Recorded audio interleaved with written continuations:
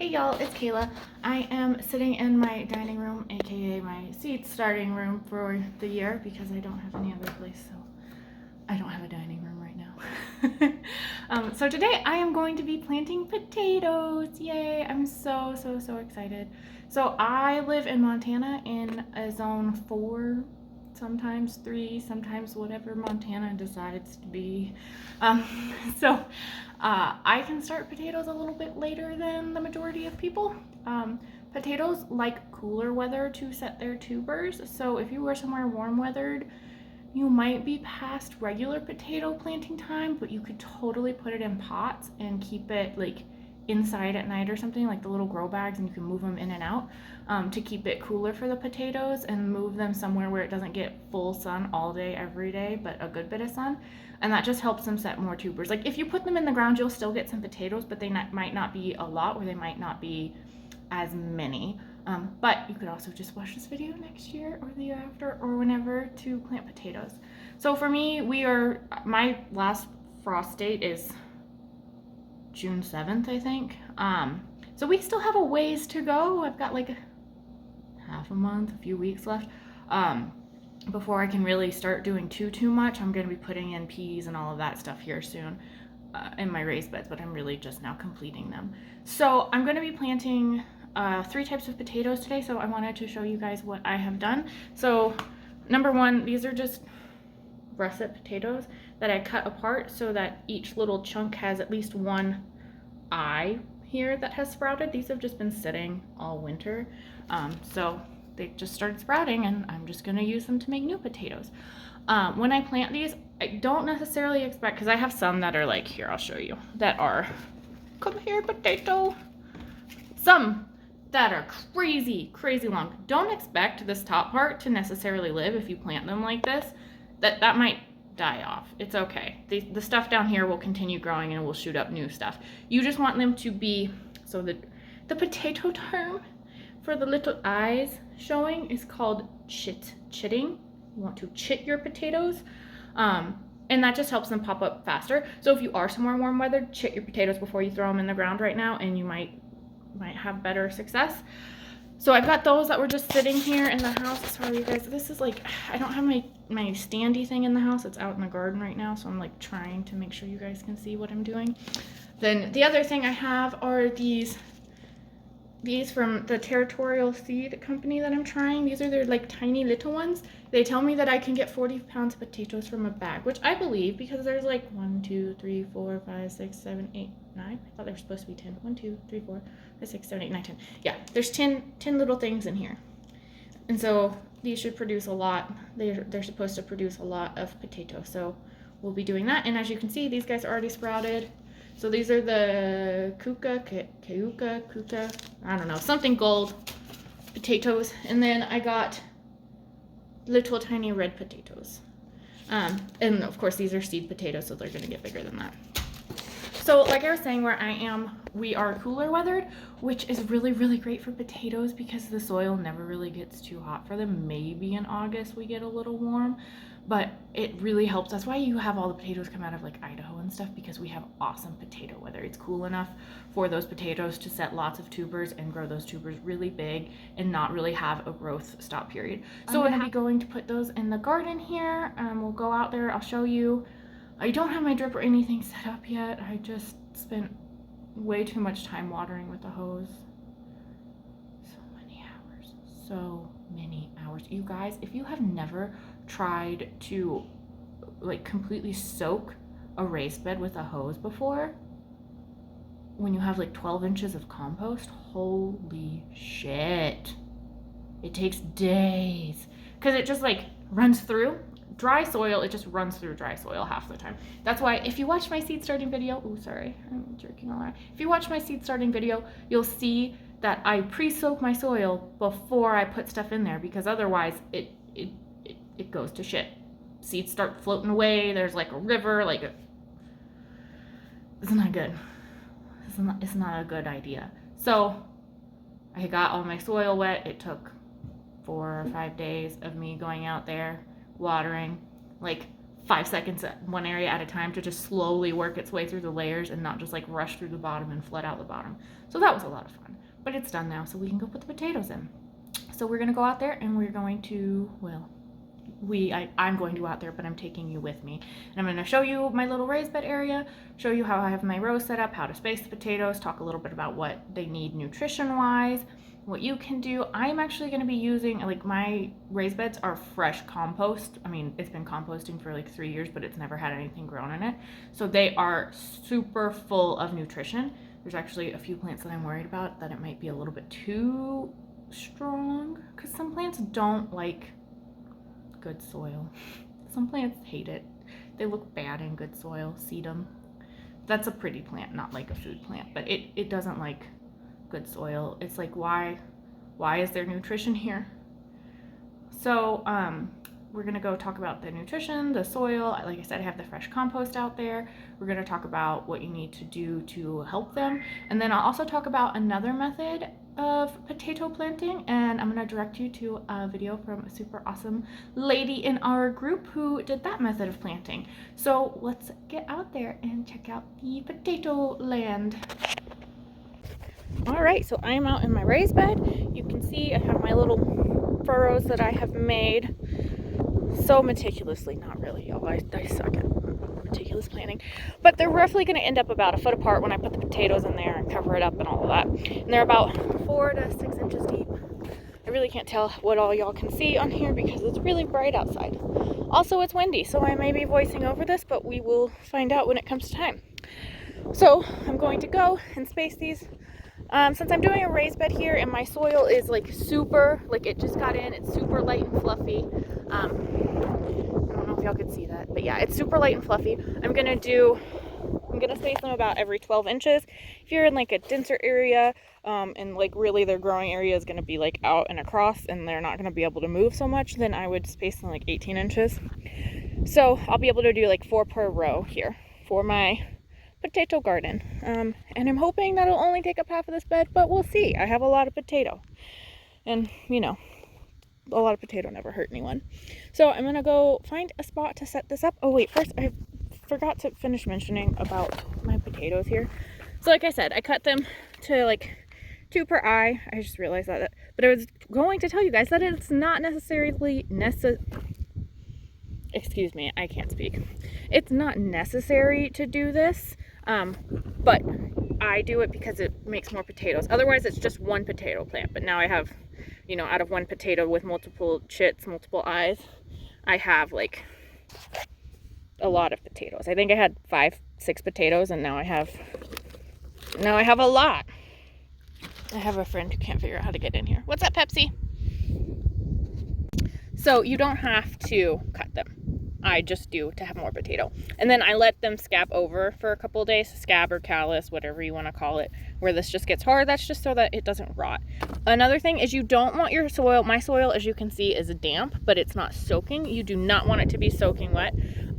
And if you are going to have a lot of rain, it might be best to wait on potato planting because you do not want your potatoes to rot out. All right, so now I'm gonna go set this up and hopefully you guys, in the spot where you guys can see what in the heck I am doing. I'm really not sure where that's gonna be, but we'll figure it out. Well, there's not a good angle for me to set this up, so we are going to do it with me standing here. Yay! So you take your potato, you find your eyes, and then you set your eyes facing up. Like that, like so. Let's find a better angle because again, I suck at this. One day I will be better. Maybe. I promise. Kind of. Who knows? It's probably always going to be a mess. It's me. Like, let's be for real. Alright. We'll start with some of these little ones here. We're going to start with my red potatoes. Red potato time. Sorry for the bag opening noises. I will try and edit them quieter. Sorry for the crazy camera. I will probably cut all of this out. Okay. Okay. Alright, now we're here. Now let's plant my red potatoes.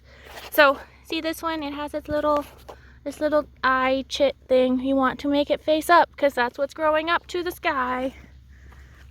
Okay. Then I guess about a foot. Another one face up. Another foot face up. One more foot. pull out that big chunk of stuff. Face up. All right, four tiny potatoes. This one is bad. We're gonna throw it away.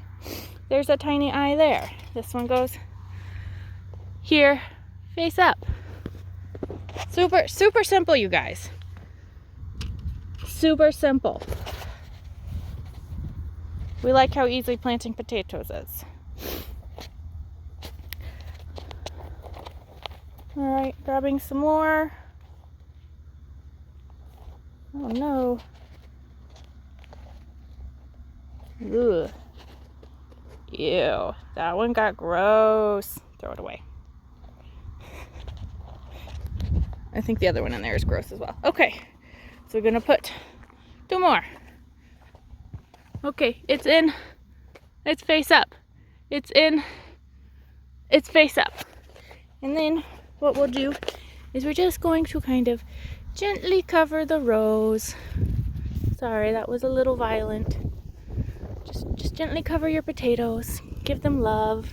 I love you, potatoes. Really, I do. I can't wait to eat you all. Rock, get out of my garden. Okay. And that's how you plant potatoes. That was really easy, right? I'm going to do the rest of this bed here in a second, but first let's kind of sit down and talk about nutrition. I'm going to change the camera angle. Okay, now you can see my lovely face again while we talk about potato planting, nutrition. So like I said, for my guys, I am not fertilizing to start with. I probably won't fertilize this first year at all. There is horse poop, chicken poop, rabbit poop, all the poop, goat poop in here. Hay, straw, everything. It has been in giant poop mountain composting for 4 years. It has plenty of nutrients. These potatoes are going to be great. So same with my onions when I get those in the ground finally. But let's say you have soil that is not well fertilized.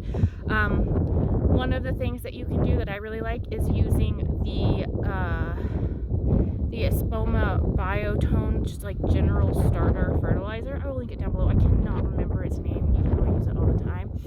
And then coming in with their plant tone, like halfway through the growing season, and top dressing with it. Sorry about the wind. I'm gonna see if I can block it from here. I'm worried about the microphone picking up all the wind, because I don't have a good one of those either. You guys are just gonna have to bear with me until I can save up money to get the things to make this better for you. I have money saving up for a good camera and a good, or at least a good microphone to start, and a good tripod-y thing that's not gonna blow over every time I set it down somewhere. So we're working on that. So like I said, using the Espoma, I think it's Espoma, or Epsoma or something like that. I think it's Espoma. I suck at remembering things about not gardening or animals. So you get the plant fertilizer. They're just general starter, not their plant fertilizer. They're general starter fertilizer. I cannot speak. And put that in. I mix it in with the soil if I am doing that. So like what I'll do, especially once these beds, like next year, I will have to mix up these beds in order to plant potatoes in them. Like I'll get my little pitchfork and fluff up all the composty stuff in there. I'll top dress with more compost on here, and then I will also add in the fertilizer and then mix all of that in, and that's going to get my bed ready for the planting next season. I'm not doing it this year, so I can't show you because I would kill my plants with the amount of nutrients in my soil if I did that. So that's what I will be doing next year to show you guys, but for this year, just letting you know, you can toss it up with a pitchfork or whatever you've got to fluff your soil, make it nice and easy for the potatoes to grow, and then add in your fertilizer and compost and all of that stuff to start with, and that would be great for that to start your potatoes. Then another thing, and I wanted to talk about it because our awesome member in our group, Sherry, she has a YouTube channel called Gardening in the North, and I'll link this video and her channel in the description box. But she just did another method of potato planting, which is great if you have really crappy soil or you're lazy. It does not work for me here, even though I have crappy soil, because it involves covering the potatoes in straw or hay, and I have extreme wind. and my straw and or hay would be gone in 3 seconds. So I can't do that method. My potatoes have to go in the ground, whatever I do. So I can't do that method, but she has an awesome video on it. It's called the Ruth Stout method, and she just put that video out a week ago, last week, this week, I don't know. She just put that video out not long ago. So I'm going to be sure to link that for you guys to go check out another method of potato growing and support one of our awesome group members, because we love them all so much. I love all of you guys.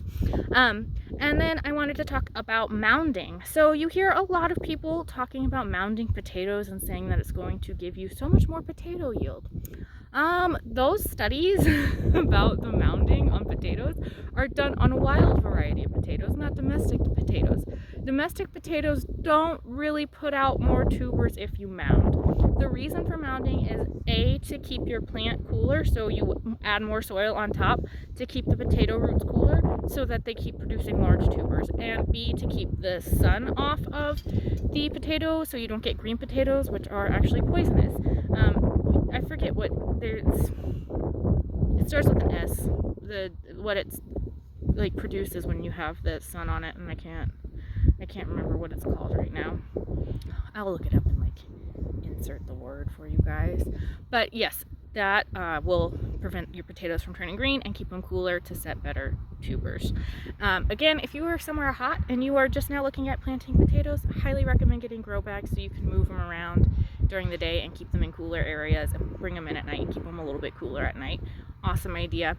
Another thing, planting where they don't get like direct sun all day. You know, if they get to like 4 or 5 hours of sun and then they get some shade, it would be another great way to go ahead and try and plant some potatoes for you guys. Sweet potatoes like the heat, so they do fine. I'm not going to attempt sweet potatoes here in my grow zone. I'm probably going to do that next year, but that's going to involve me putting them in bags to take them in the house at night to stay warm, not to keep them cool. So that is how I plant my potatoes. Like I said, super simple. I'll be getting these in. I'm not going to water them. That soil is plenty moist to start with. They will be getting water every day through a drip line once I get my drip line set up. Until then, I will be hand watering once a day, but not very much. Potatoes don't like super moist soil, like super wet soil, soggy soil. Don't make your soil soggy. They just want it damp enough so that they can grow and produce stuff, but not like rot in the ground. So I hope this is helpful